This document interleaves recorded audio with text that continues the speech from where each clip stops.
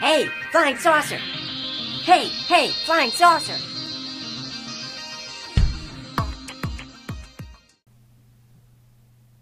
So now that we got Henry's arm roughly cut out, what we're going to do is start putting the fur back in.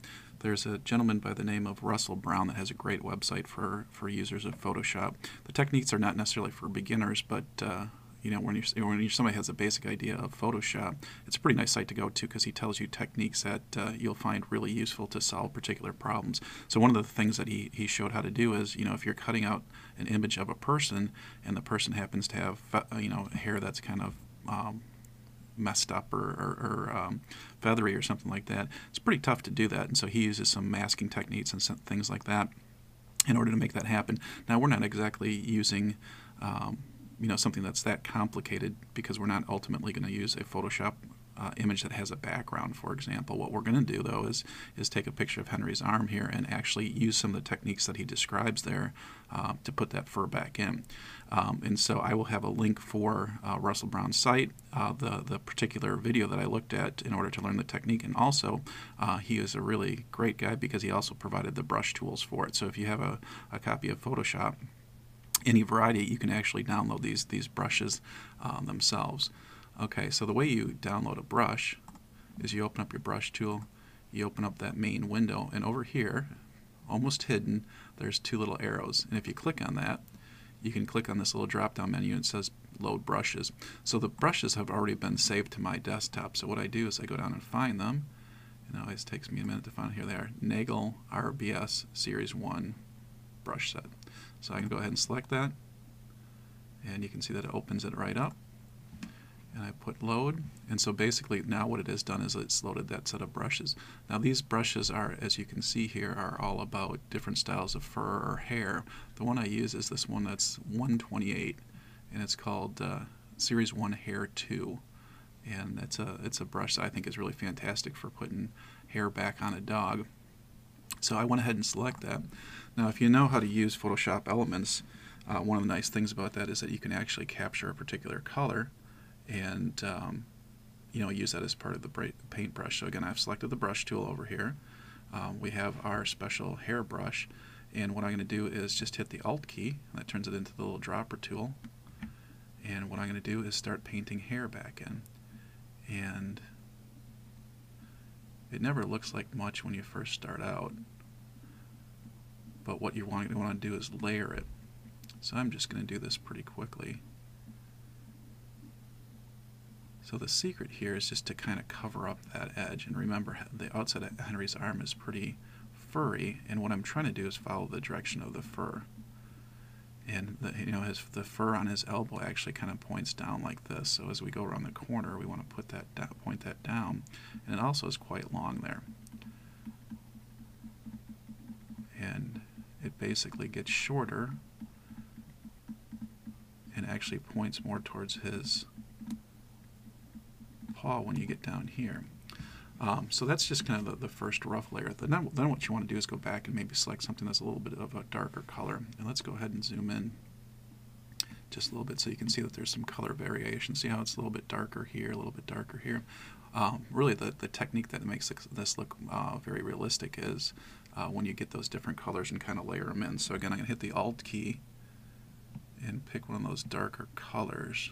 That wasn't so dark. Let's pick this one. It wasn't so dark either. Okay, that's better. And so again, I'm going to use that brush tool. And ultimately what you're going to do, see how that edge is starting to disappear?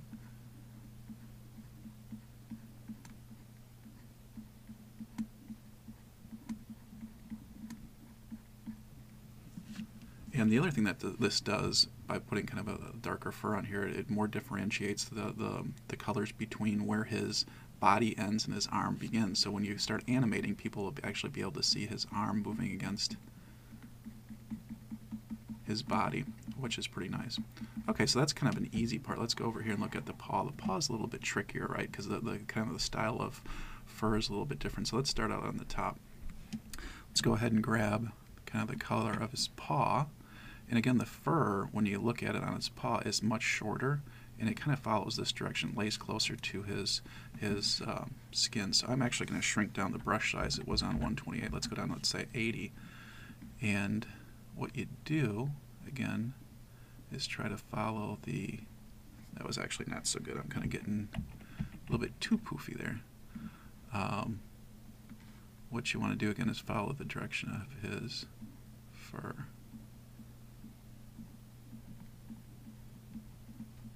And again, because this is, looks a little rough right now, I wouldn't worry about it too much. You want to get it cleaned up, and you want to get it looking pretty good, but it certainly does not have to be perfect, again, because this is just one little element of his whole body. And when you look at the full animation, this kind of gets lost, as he's moving around. It's not like, this is hanging in an art gallery someplace and people are going to be looking at it very closely, and it's like some sort of still life. What this is, again, is an animation that's moving. So, again, the same basic technique here. You want to make his paw furry, but again, follow the direction of the hair. And again, because he's got some dark colors here, what we want to do is again, select those colors. Maybe that's a little too dark. Let's undo that, and I undo it by just hitting the Command key and then Z, and let's go ahead and hit the Alt key again. Maybe get it not so dark. Maybe that's good. Okay. And again, what I try to do is just cover up that outline where you actually cut it out or erased it. Now, once this is done, I think the good thing to remember is you can use it again and again. And setting up the original animation is kind of the tough part. But once you have it set up, you can use it again and again. It's not like you have to do this every time you want to do an animation. Let's go ahead and grab some of that white color again. Or darker white. Let's try to get the lighter white. There we go. And again, just fill in that line. And this is one of those things that I think some people might find a little bit tedious. To me, it's very relaxing. So, I could sit in here and edit these photos for a while, probably a little bit too long. But you can see over here, and this is more finished than the paw is. You can see that this outer arm here actually looks pretty good. And again, I was deliberately attempting to kind of make the outline a little bit darker than what the actual fur is, and the reason for that is, again, so as we animate it, it shows up against the body. Okay, so that's not completely finished, but you get the basic idea. So let's see what this looks like when we bring in the other element. What I'm going to do is just make this blue fill area just disappear now, and what we've done is kind of overlaid it with Henry's original picture that we had cut it out from. So let's go ahead and blow that back up. See what this looks like now. You can kind of see the outline that we added. That was the darker gray. And again, that was deliberate because what we want to do is shade so that people could actually see his arm during the process of the animation.